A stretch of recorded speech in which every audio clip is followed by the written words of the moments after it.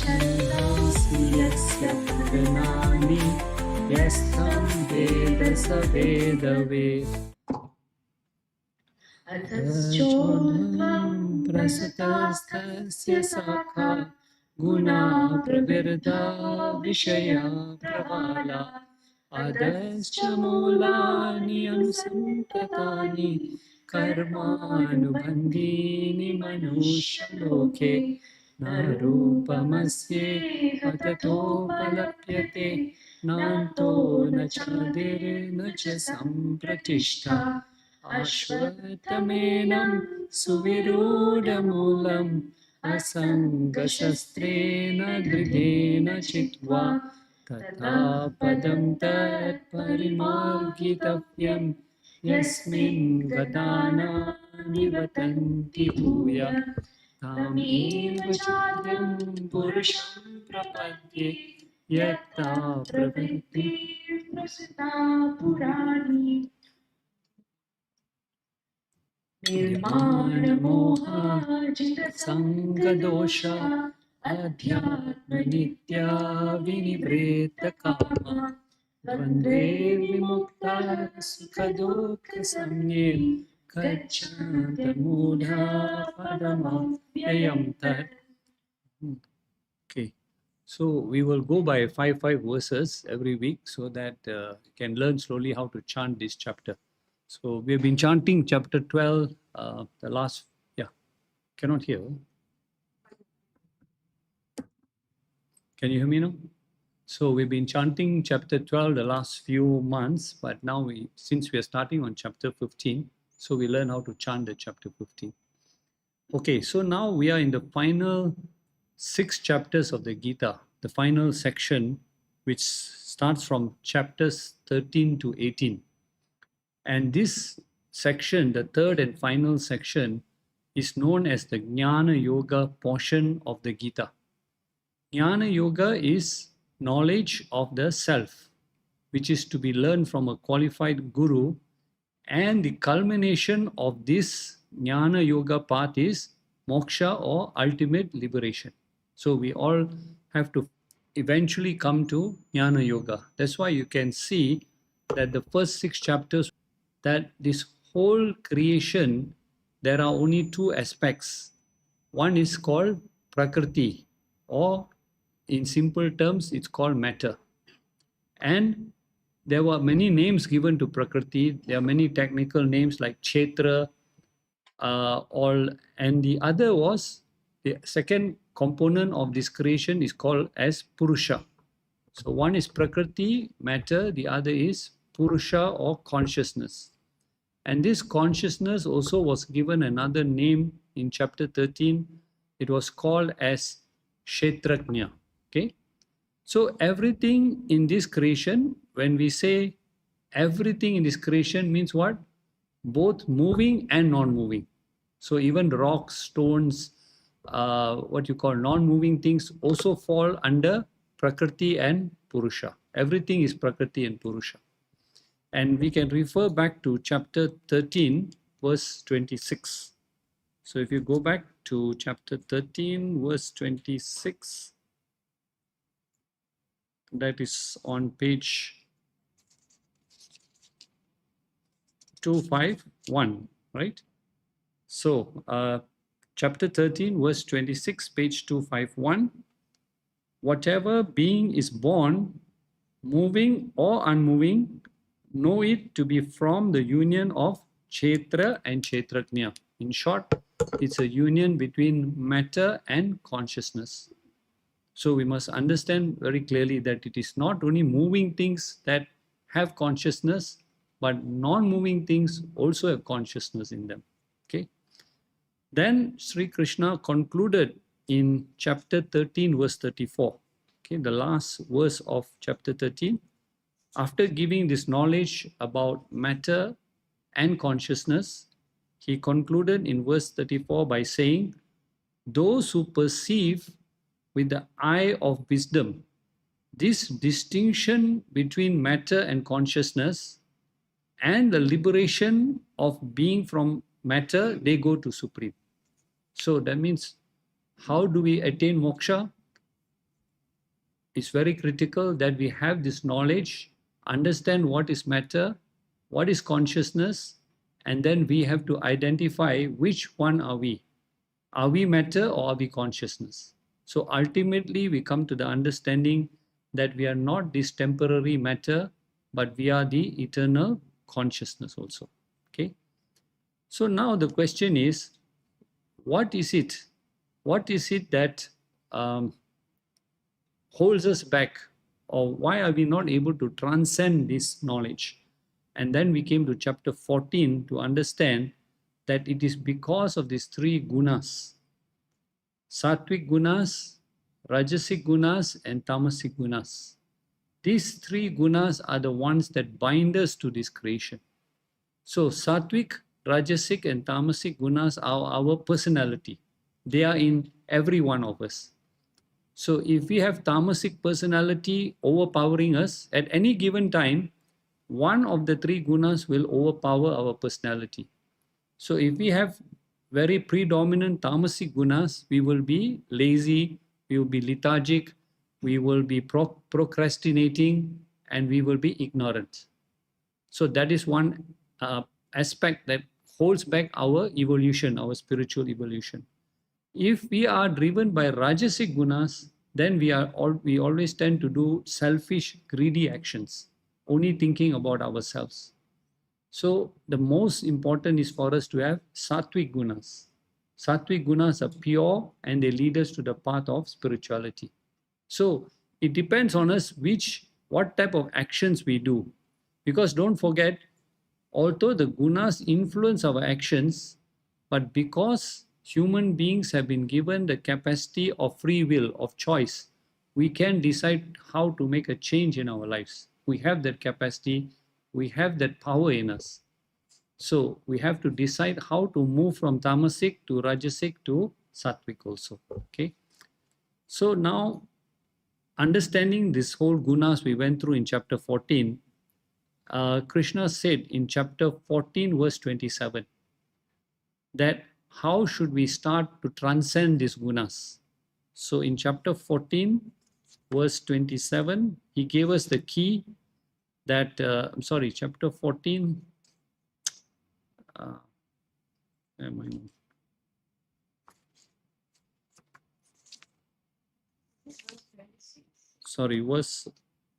verse 26, chapter 14, verse 26.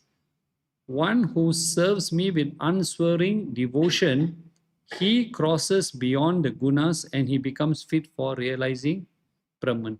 So the key for us to transcend these three gunas is to be totally what we call devoted to the Lord. Now, totally devoted to the Lord does not mean going to temple and just doing prayers. It means bringing bhakti into every aspect of your life. So all the actions that we do, all the knowledge that we study, all the prayers, rituals that we do, there can be two purposes of doing rituals.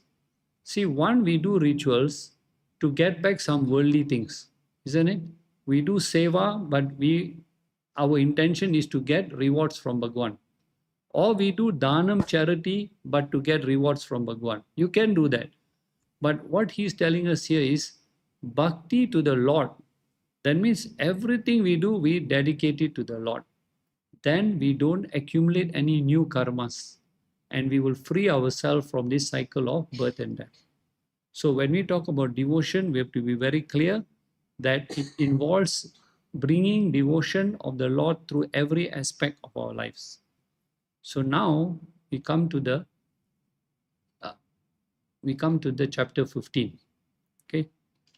Now chapter 15 is a very, I would say, a very important chapter. Not to say the other chapters are not important, because Bhagavad Gita is, as you all know, the condensation of the Upanishads. It's the cream of the Upanishads. What are Upanishads? Upanishads are the knowledge portion of the Vedas.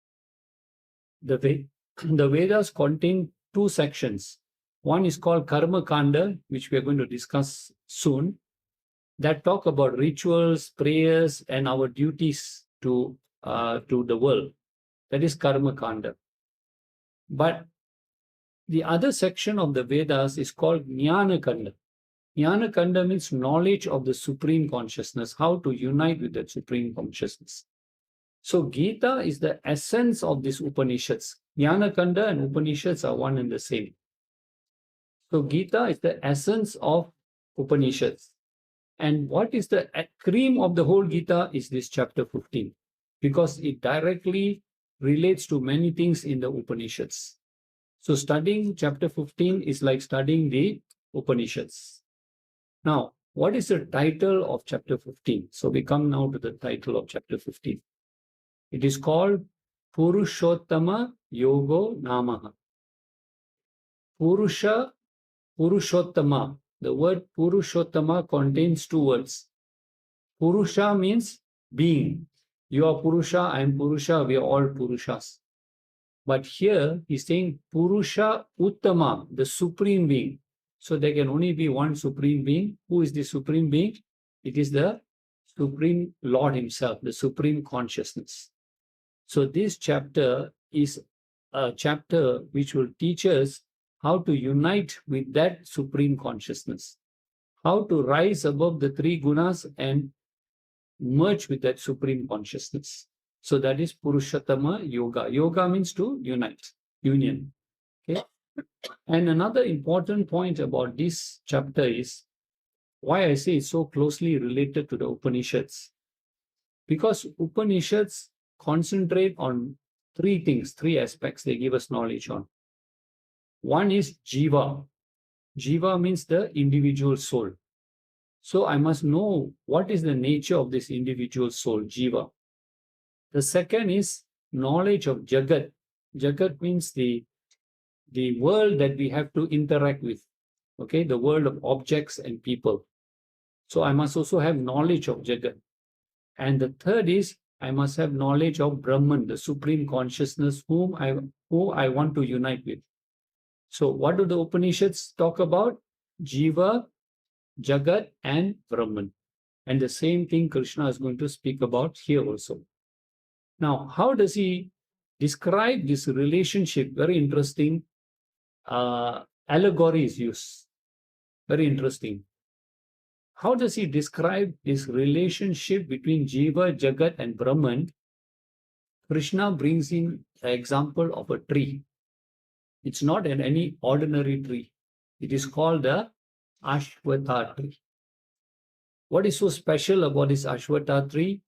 This tree is known as the people tree. It's not the banyan tree, okay? This is the people tree.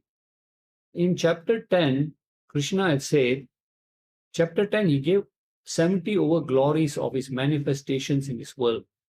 And one of his glories Krishna gave in chapter 10 was Ashvattha Sarva Vrikshanam. Sarva, among all the Vriksha, among all types of trees. Whatever trees are there, Krishna said, my glory, my manifestation is in the Ashvattha tree. So he glorified this as the most purest, the most supreme tree there is. Okay. So now, what is the similarity? Why did Krishna use a tree to explain to us about the knowledge of Jiva, Jagat, and Brahman? So let us first of all look at some common features between a tree. This tree represents the entire universe, the whole creation. Okay. So what are the similarities between a tree and the whole universe? We will look at a few similarities. Just like this Ashvattha tree, it is very vast. Similarly, the universe also is very vast. We don't know where is the beginning, where is the end of this universe. Number two, both the universe and the tree have got an invisible cause. The cause of the tree is below the ground, the root. We cannot see the root, but we know it is the root that has caused the tree and it is the very nourishment of the tree. Similarly, we cannot see God in this world, but we know that God, this unseen God, is the very cause and the very nourishment of this world. Okay. 3, both the universe and the tree has got many branches. So don't get confused. I'll explain to you. You say, where are the branches in this universe? That is similarity. The branches in a tree, there are many. From top to bottom, there are so many branches, right? These branches represent the 14 lokas in this world. So we will see when we come to verse 1 and 2, how these branches relate to the 14 lokas in this world. Okay. 4. Both these branches are occupied by birds. Tree has got many birds. They're hopping from one branch to another branch. So who are the birds in the world? You and me, who are hopping from one place to another. And means we go from one loka to another. We come to Bhuloka, we finish our journey here, then maybe we go to Swarga Loka, maybe we go to Naraka Loka, we don't know. Then after that we come back here again, and we are going on and on and on. That means like the birds are hopping from one branch to another, we human beings are also hopping from one loka to another. That's what we've been doing for the past millions of years. Okay? The very fact that we are here means we still have not got the answer yet. Correct? So, number 5. Tree produces fruit. Birds eat the fruit of the tree. Sometimes the fruit is sweet, sometimes the fruit is bitter. So they go through sweet experiences and bitter experiences. Similarly, we human beings live in these lokas, and we also go through sweet and bitter experiences. Number 6. Tree is covered by leaves. What is the function of the leaves? The function of the leaves is to protect and nourish the tree by absorbing sunlight, water, producing food for the tree.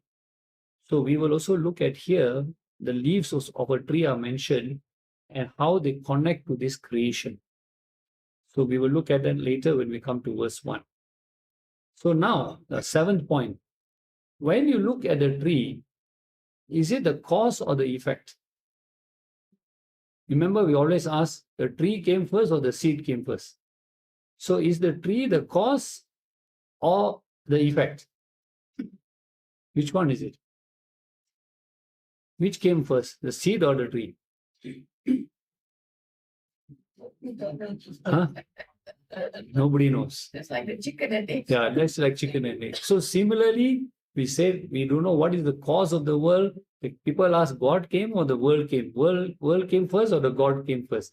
So it's a cause and effect that has been going on. We will look at that also later when we go into the verses. Okay.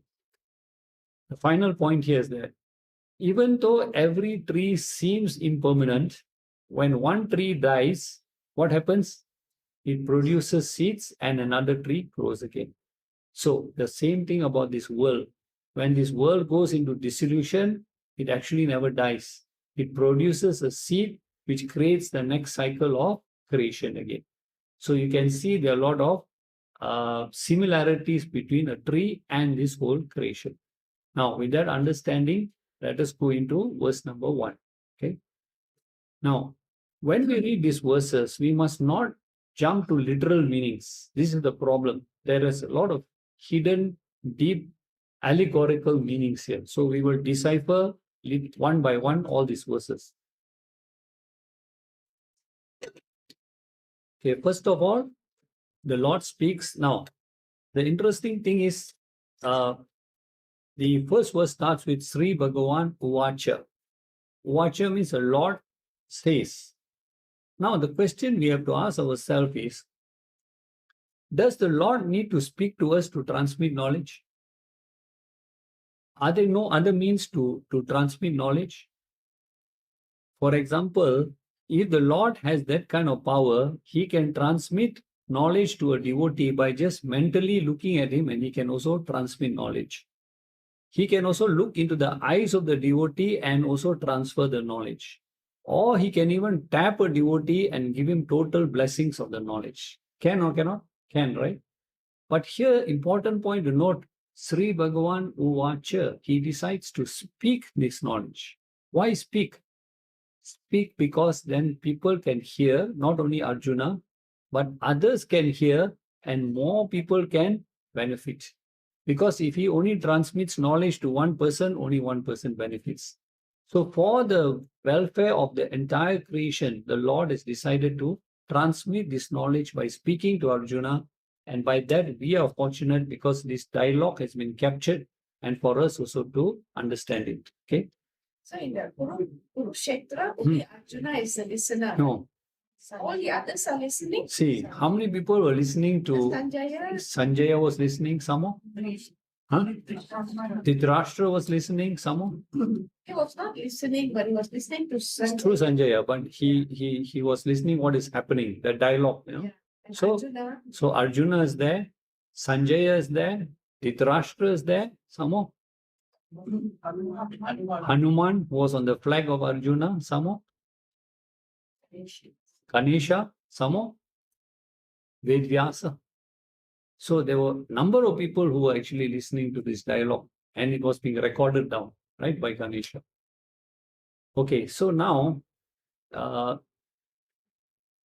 first thing what he says about this tree, he says, Urdhva Moolam. Very interesting, all these words. Each word is, so fascinating. Urdhva Moolam. Moolam means root. Where is the root of this tree? He says Urdhva, it is on top. So what comes to our mind when we read this verse? We think about this root somewhere on top of the tree. But we must not take a literal meaning of the verse. You see, what does on top mean? On top means something which is superior. For example, or that is not subject to time and space. Example I give you. If you are making your family tree and you trace back until the forefathers, great grandfather, and you make a family tree, where would you place the what we call the ancestors? Would you put it at the bottom or at the top? At the top. Put him at the top. What does that mean? Superior, older. Older, superior, what else? Earliest. Earlier, somewhat. Important. Sorry? I can't hear you. Important. Important, okay, some more? The source. Source, exactly. He is the very source and the cause of this whole family lineage, isn't it? But we could never reach the source. Yeah, you will never reach the source. So in this case, when he's talking about that source or the cause, what is he referring to, this root? What does this root refer to? The being, The creator, exactly. So Urdhva Moolam, the root here of the tree, refers to the very cause of this entire creation. Just like the root we cannot see is the cause of the tree. Without the root, there will be no tree. Without God, there will be no creation. Is the cause, is the main cause of this creation. So Urdhva Moolam. Not that the root is on top. And that's why, actually, if you look at the people tree, they do have some roots which are above ground. They are called the aerial roots. But we then go and confuse with the banyan tree because you see the banyan tree has got many roots, but this has nothing to do with that. Okay, it's very allegorical. Now he talks about the second aspect of the tree. Adaha Shaka. Shakam or Shaka are branches. Where are the branches? Adaha, they are down. So if the root is on top, which means it is the cause, the branches are below, means what are the branches representing now? The effect, which is the entire universe. So all the 14 lokas are the Adaha Shaka. The branches represent all the 14 lokas. Everything that has been created in this creation, moving and non-moving, they are the shakas, the branches. Okay. Now he names the tree in the next verse. So you see, Urdhva Moolam Adaha Shakam. Now we come to the second line. Ashvatam. Prahu Ashvatam. Prahu, they say. Prahu means they. Who are they? The sages and the saints. They talk about this tree. They call it the Ashvattha tree. And it is also mentioned in the Katha Upanishad also about this Ashvattha tree. That's why I say why the Upanishads in chapter 15 is so closely linked. So there's a saying in the Katha Upanishad also about this, the glory of this Ashvattha tree. So here he's saying Prahu, the sages and saints and the scriptures, talk about this Ashvattha tree. Now, another interesting thing about this word Ashvattha, very interesting word. It has got 3 words in it. Ashvattha. You break it up into 3 words. Ashwa, S-V-A, and Ha, T-H-A, is Ashvattha. What does it mean? Shwa means that which exists. Shwa, that which exists. Ha means that which will continue to exist. Okay? Now, what happens when you put the in front of this whole thing? In Sanskrit, when you put the in front of a word, it takes the opposite meaning. So, shwa means it exists. Ha means it will continue to exist. Ashvattha means what? No, they don't exist. At one point, it will cease to exist. Ashvattha means this tree will cease to exist. Meaning what? This world also will one day cease to exist. And we know it goes through the 4 cycles, what we call Satya Yuga, Treta Yuga, Dwapara Yuga, and now we are in Kali Yuga. Okay? But don't worry, long time to go for the destruction of this world. How many years Kali Yuga? 432,000 years. How many years we have gone through Kali Yuga?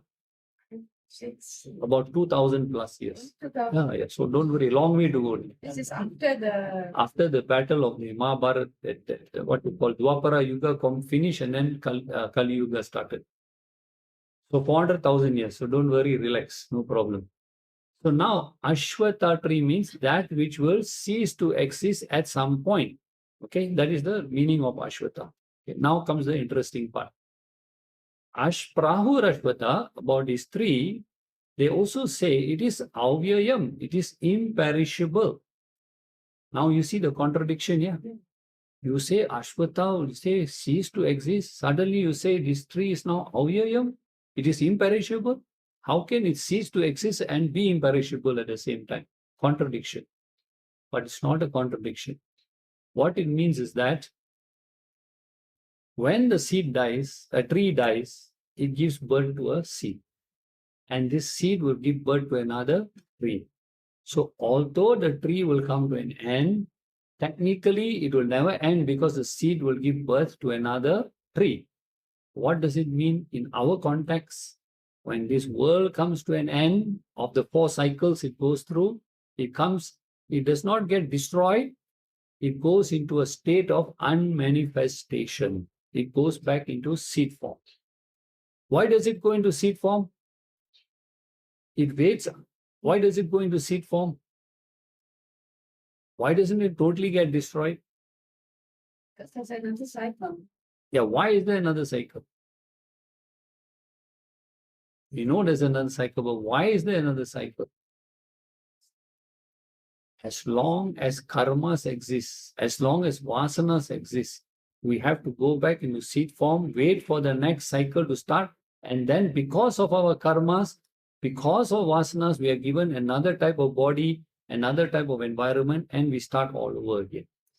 So technically speaking, until we don't get rid of our karmas and our vasanas, we will be continuously tied up in this cycle of samsara. Okay, cycle of samsara. So the interesting thing about the word samsara, the meaning of samsara, you have heard this word samsara, right? It means the whole creation. The technical meaning of samsara is samsarati iti samsara. Iti samsara, that which is called samsara is known as samsarati. What is samsarati? That which is moving, that which moves, and that which is subject to change. So therefore, everything here that is moving and that is subject to change is samsara. Is this body samsara? Is your mind samsara? Everything is samsara. And in this samsara, the consciousness exists. Okay. So now we've come to that part. Ashvattha Prahu, the sages say that it is imperishable. It will never be totally destroyed. It will come back again into the next cycle of creation. And we can refer back to chapter 8, verse 18 and 19, which say the same thing. We go back to chapter 8, verse 18 and 19. page 157. Chapter 8, verse 18, page 157. At the coming of day, that is the coming of creation, all manifest beings proceed from unmanifest, and in the night, that means when the dissolution comes, they merge back again into the unmanifest. And the next verse 19 says, these multitudes of beings being born again under compulsion from Prakriti are dissolved at the commencement of night and rise again at the commencement of day. Because of the Prakriti, because of our nature, our vasanas, our gunas, we are forced to take birth again and again. So this cycle will never end. Okay. Okay. Now we talk about the next part of the tree. What is the next part of the tree? He says now, yes, here. Okay, look at the third line of the Sanskrit text now. Yes, here, of this tree, Parnani means the leaves. Now he's talking about the leaves of the tree. Of this tree, the Parnani, the leaves are what? Chandamsi. Okay, they are the Chandas are the Vedic meters. Now, how do the leaves connect to the Vedic meters? That's very interesting. What is the purpose of the leaves to a tree? It collects what you call that, what do you call that? Oxygen, right? And sunlight and water, and then processes into that what? Chlorophyll and feeds the tree. So it nourishes the tree. Gives out oxygen. And gives It gives out oxygen. It gives out oxygen and it collects back carbon dioxide and it gives out oxygen. So the basic function of the leaves is it produces food that nourishes the tree. Now, how does it tie up to the Vedic meters, the chandas of the Vedas? So as I explained to you earlier, that the Vedas are divided into two sections. The first section is called the Karma Kanda, which now I send the notes to you today. You have a look at your notes. And for those who are watching this video, where do they click? What do you call that? Description. Click the description, and for those who are watching the video, you can read the notes there. Okay. See, 3 parts of the Vedas are given in the notes today that prescribe all these rituals for us. What are they called? Samhitas, Brahmanas, and Aranyakas. Now, what is the difference? Samhitas portion of the Vedas, all the 4 Vedas are divided into 4 sections. 3 sections deal with rituals and prayers. 1 section deals with knowledge. So now we're talking about the 3 sections that deal with rituals and prayers. Out of these 3 sections, the first section is called Samhitas, which contain mantras and benediction. Benediction means invocation for divine help. So if you want a happy family, you want this, whatever you desire, you invoke these prayers, and the devas will bless you. The second part of the Vedas is called the Brahmanas. The Brahmanas contain commentaries and explanations about these rituals and ceremonies. So they tell us some details about what are all these ceremonies and rituals about. And the third part is called Aranyakas, which is basically comes from the root word Aranya, which means forest. So there are different types of rituals for those who have retired. They go to the forest and retire. The Samhitas and Brahmanas are more for you and me, the householders. The Aranyakas are for those people who want to minimize rituals, but they still perform something. So they are the forest rituals, simpler rituals. Okay. Now, all these Samhitas, Brahmanas are rituals for brahmacharis, for the students, for the householders, and Aranyakas are prescribed for sannyasis and those who dwell in the forest. So what is the purpose? Why do the Vedas tell us about these rituals and prayers? And understand these come in the earlier part of the Vedas. The knowledge only comes at the end part of the Vedas. There is a reason for this. Supposing you have, while you're working and you have your family and all that, what are your requirements? At that time, your requirements are food, shelter, clothing, right? if I come and tell you, forget about all this, just read the Bhagavad Gita every day, are you ready or not? You're not ready because you have different requirements.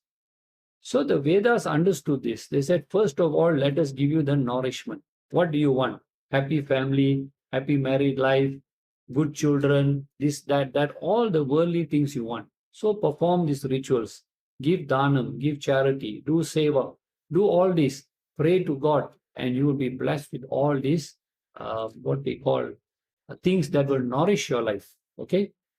So similarly, that's why he's saying, the leaves of the tree are like the meters of the Vedas, because just like the leaves nourish the trees, when we perform these rituals and prayers, they end up nourishing us.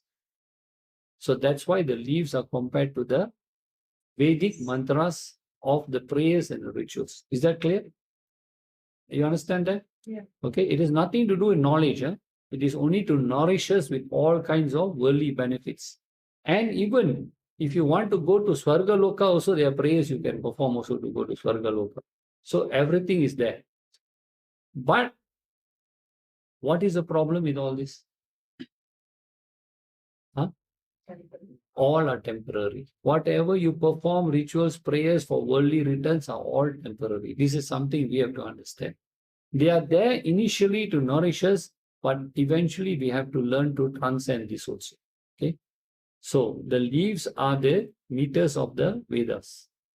Then he concludes now in the last line. Yes, tam Veda saha Vedavit. Yaha means he who Veda. Now here the word Veda does not mean the four Vedas. Here the word Veda means he who knows. Knows what? He who knows this particular knowledge. Such a person, saha, is a Vedavit, is the real knower of the knowledge. So do you understand? Yaha tam, the one who knows this knowledge, who understands, who has clearly understood this knowledge, such a person is called a knower of this knowledge. Now, what is this knowledge? The knowledge that this person has come to understand that this world is temporary, this body is temporary, everything is temporary, but my goal is to attain the permanent, the eternal consciousness. So I understand everything in the world is there. Prayers and rituals are there to give me temporary relief, to give me some nourishment, but I must learn how to rise above all this and not get entangled in all this, what we call worldly nourishments. So one who understands the temporary nature of this world, one who knows that there is the permanent consciousness there, and one who makes his goal to attain the permanent consciousness, such a person is a Vedavit. He is the true knower of this knowledge. He has grasped this knowledge. He has understood the whole essence of this knowledge. Okay? So this is a very subtle message telling us that we should understand the temporary nature of this world, and what is eternal, we should strive for that. Seek the infinite goal. Okay?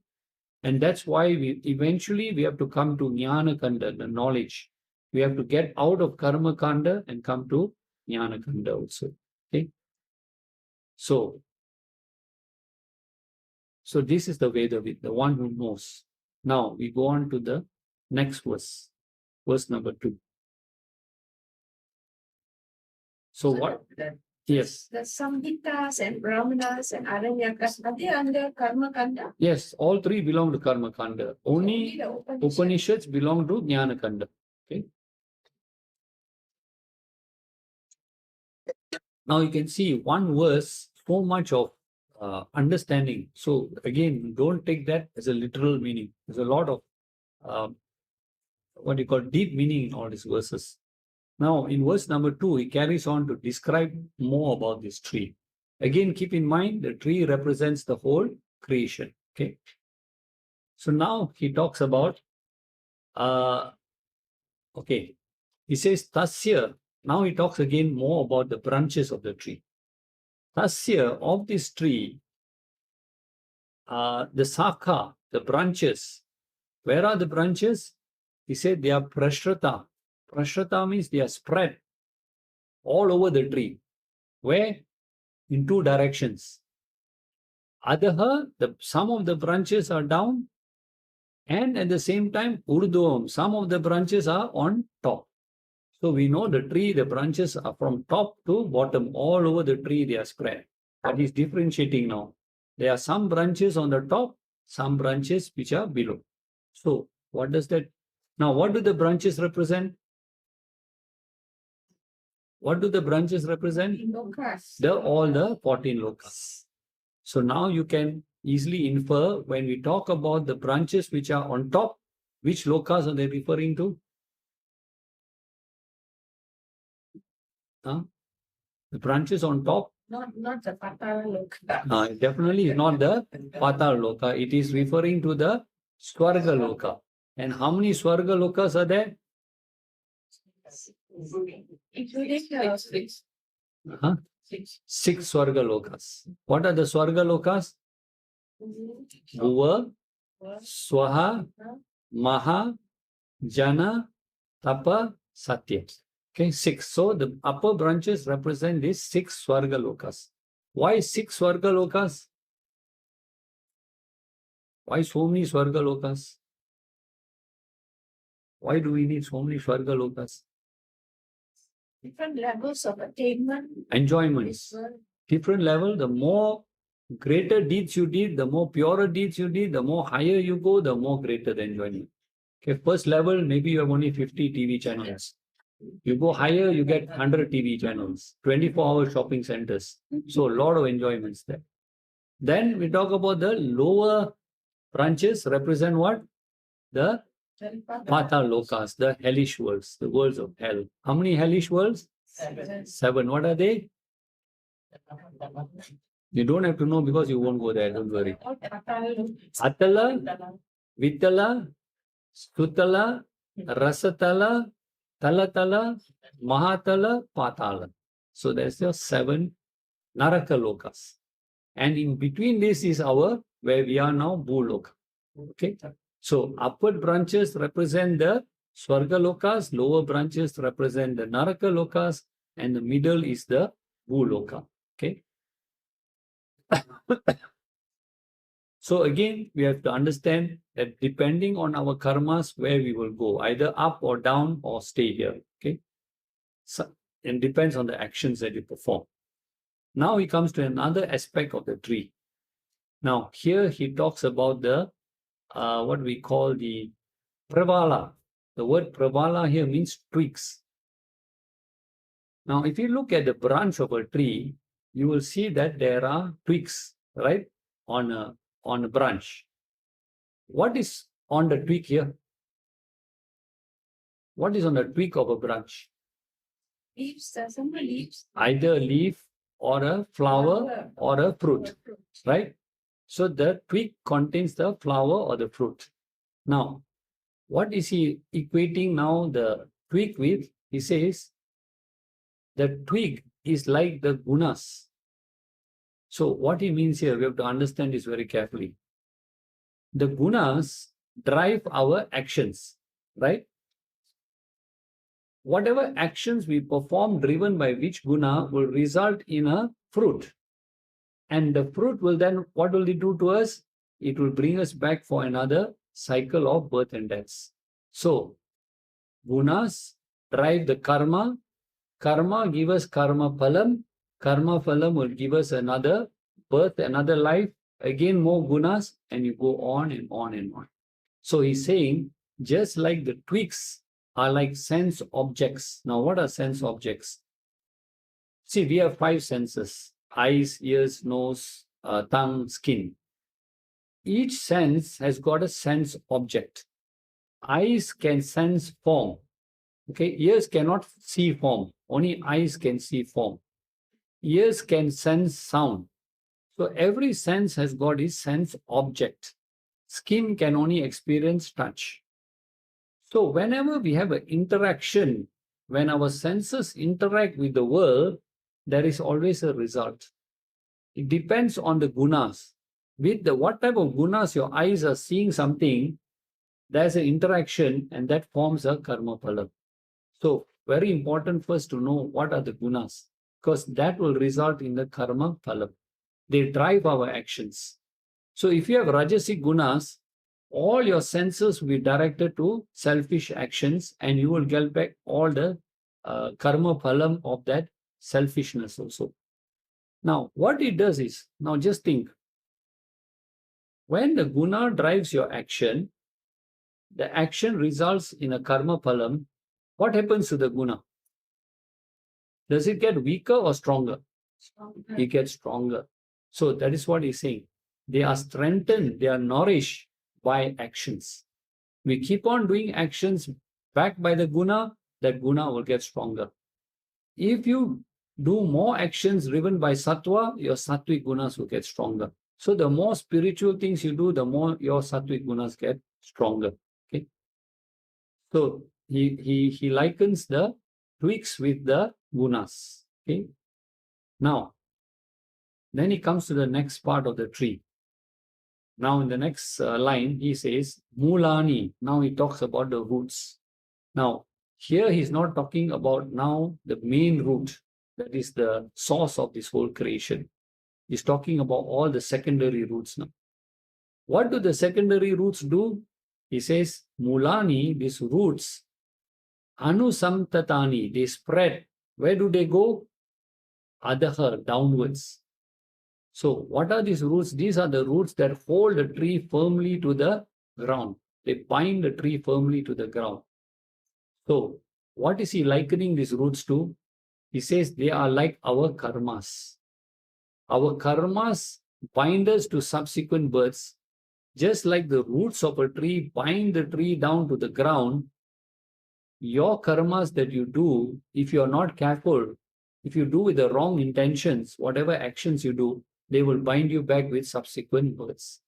And this will get stronger and stronger and stronger. So it'll be very difficult for you to break out of this whole cycle of birth and death.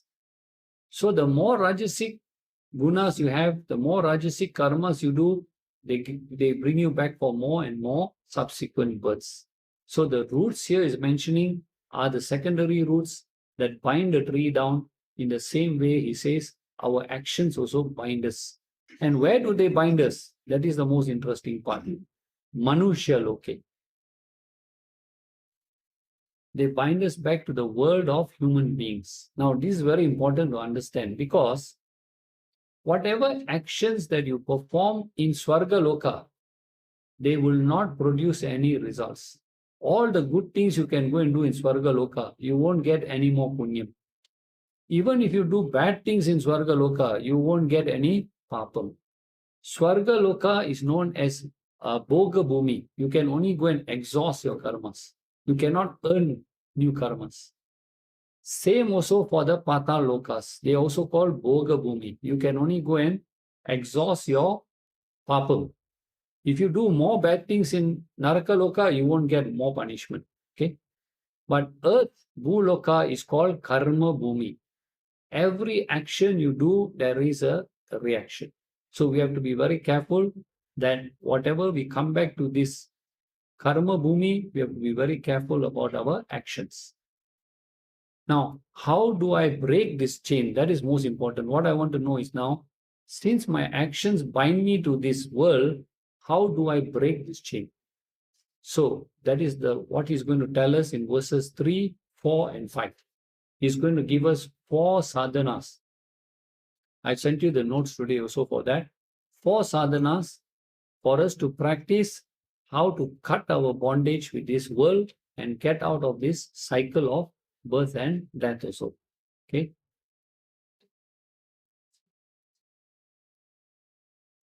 So first of all, in verse number 3, the first half, he talks a little bit more about this creation.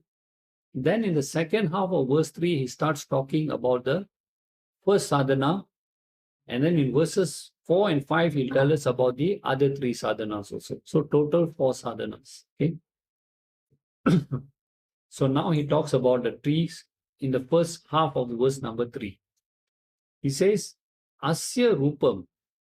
This Rupam, the form of this tree, Krishna wants to tell us, na upalabhyate is not perceived, it is not comprehensible.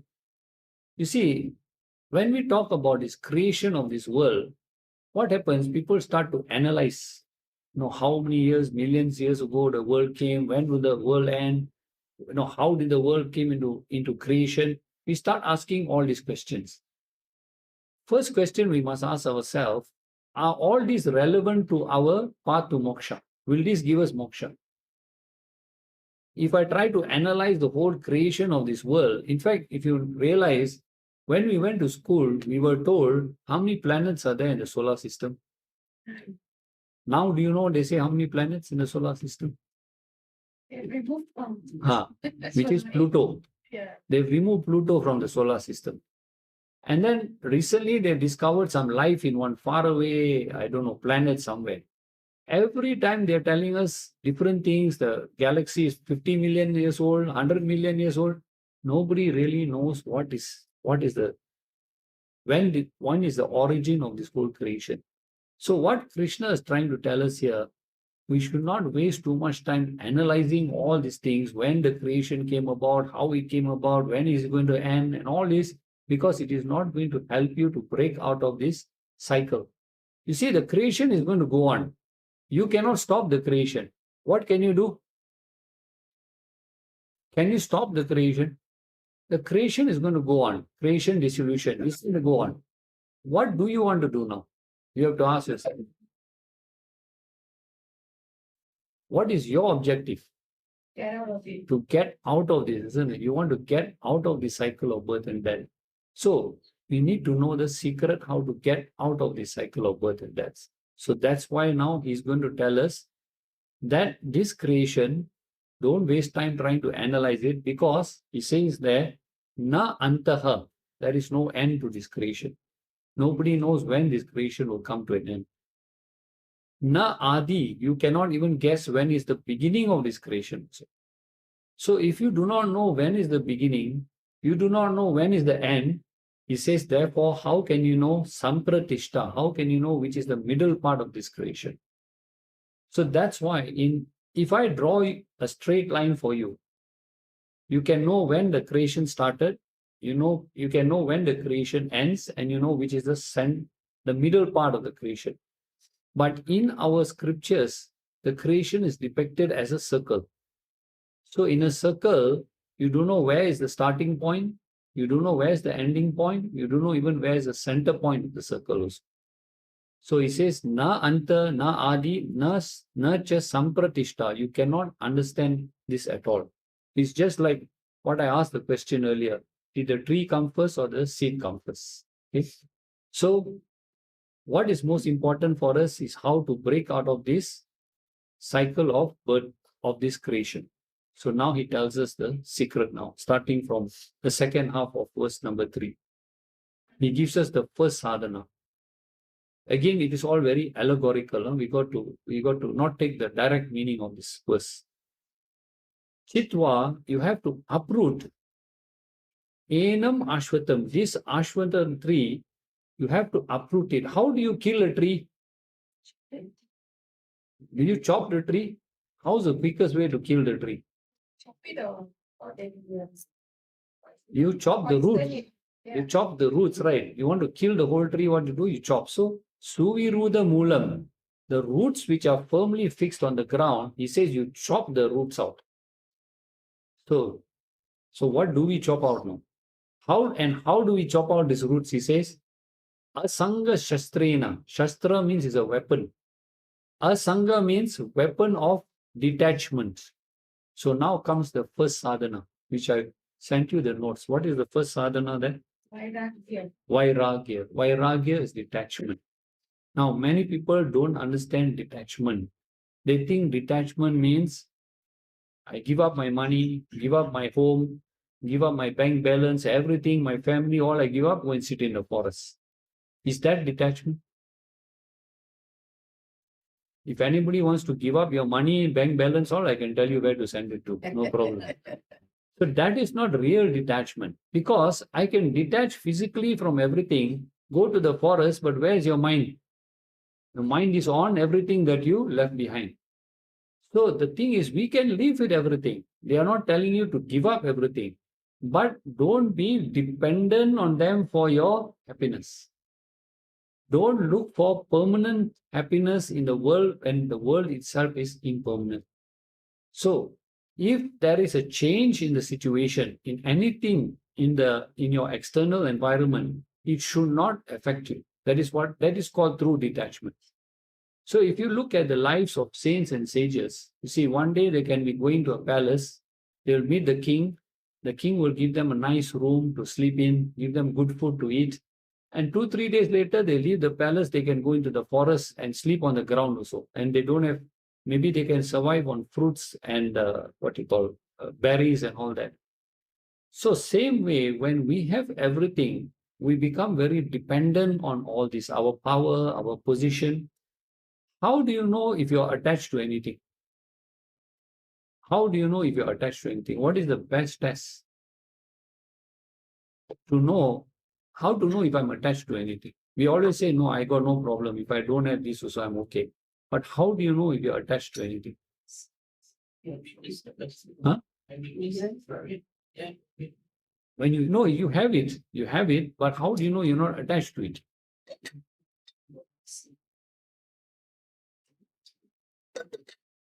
If there is a change in that and that affects you, that means you are attached to it.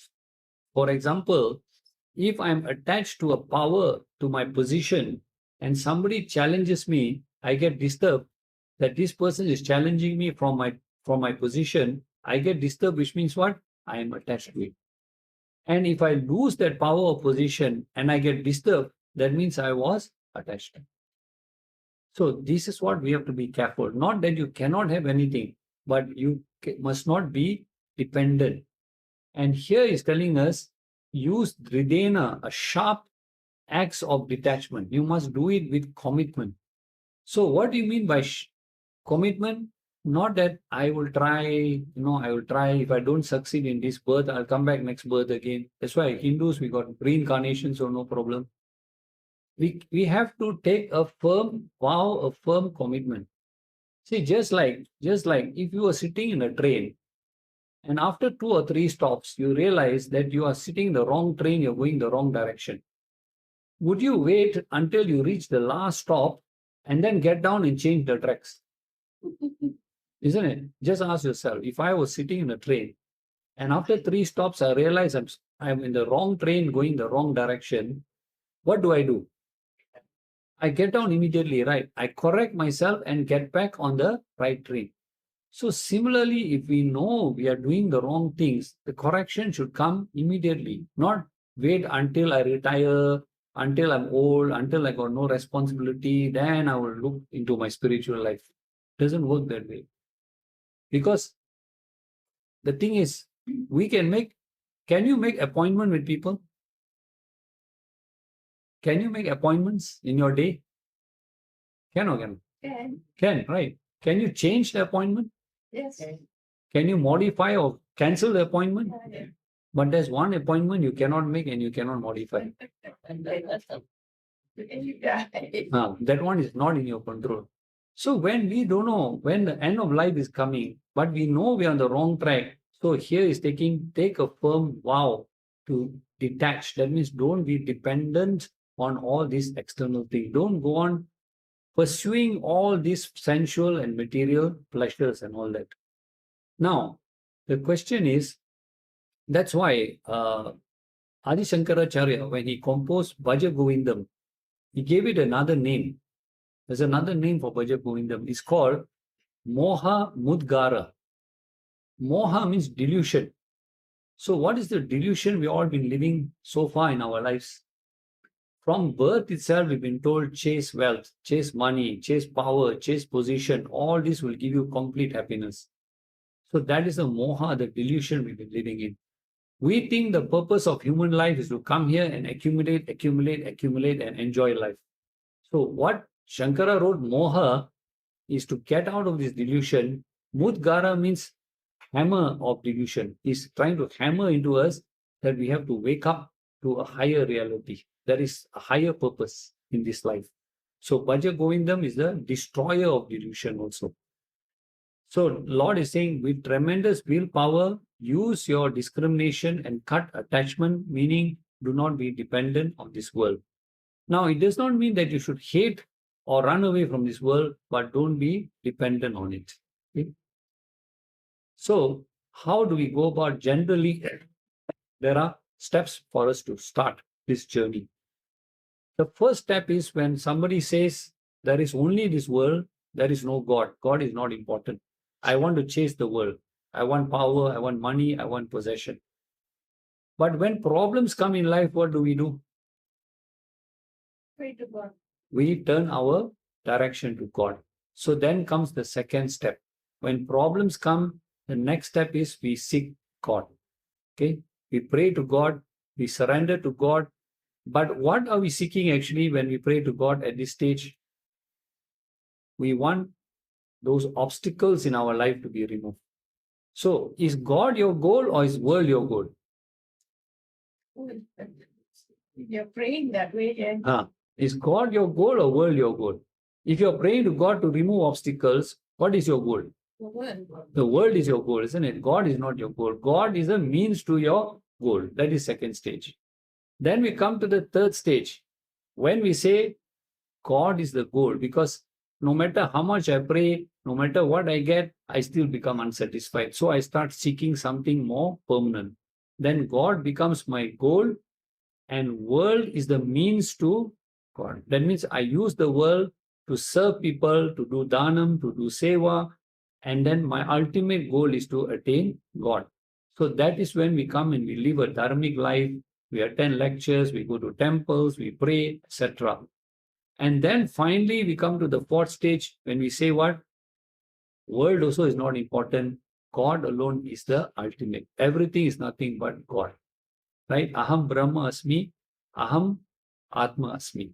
And that's where Adi Sankaracharya's famous line comes in, Brahma Satyam Jagat Mithya. Only truth is God, everything else here is false. So we have to go in stage by stage. Okay. So now the first goal, the first sadhana is given you is detachment. Now in verse number 4, he tells us about the next sadhana. Okay. Now, when you detach your mind, you are not dependent on the world. You don't pursue the world for your happiness. Can you leave your mind idle? Right? The mind needs to be occupied. So detachment can only work.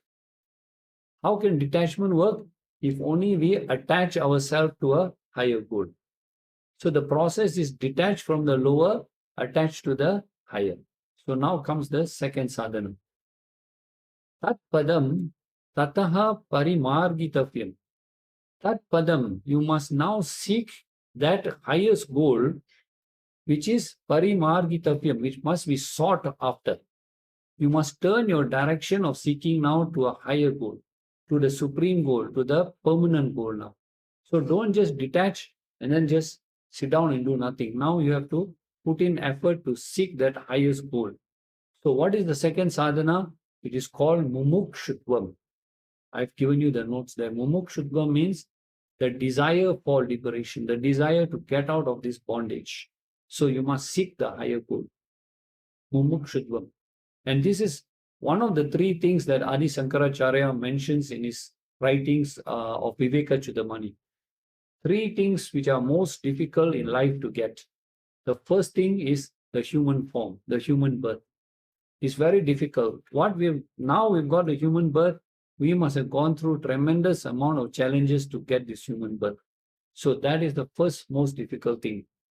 The second most difficult thing to get in life is the living guru in your life. So all of those of you who have a living guru, you're very fortunate so that the guru can guide you. And the third thing is, even if you have the human birth, even if you have the living guru, but the third thing you must have also is called mumukshutva, means desire for liberation. I want to get out of this bondage of cycle of birth and deaths. So mumukshutva means that arising within you to seek liberation also. Then only you will start moving to the right direction. You will do all the right activities, the right actions, take up all the right sadhanas. Okay, karma yoga, Bhakti Yoga, etc. And the Lord says, once you go through, you are progressing towards a spiritual goal. He gives us an assurance. Gataha, entering into this spiritual life, Yasmin na nivartante bhuya. You will not take a subsequent birth. You will not come back for a second birth. So this, now, when God says that you don't, it's a journey for you to go, you have to enter somewhere. He's telling us, Gataha Yasmin, entering into this state. To us, it seems like we have to travel somewhere. You know, you see this, our Bollywood movies and all that, the person dies, then the first soul will come out like that and then go towards God and all that. So, liberation is not a journey to God. What is liberation? You don't have to travel somewhere to meet God. Where is God? Everywhere. Is within you also, right? So what do we mean when we say you attain liberation? What does this liberation mean? It is not a physical journey. Then what is it? How can you reach that state of liberation?